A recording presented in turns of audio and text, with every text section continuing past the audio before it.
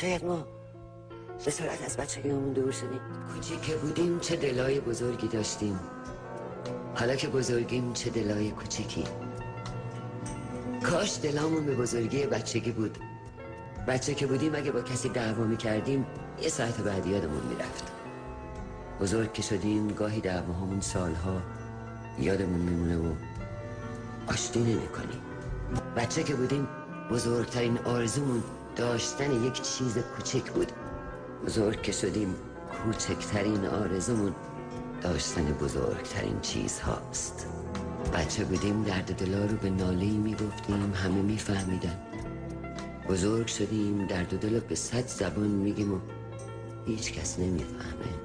بچه که بودیم تو بازیامون همش ادای بزرگتر رو در میآوردیم. بزرگ که شدیم همش تو خیالمون برمیگردیم به بچگی. بچه که بودیم بچه بودیم.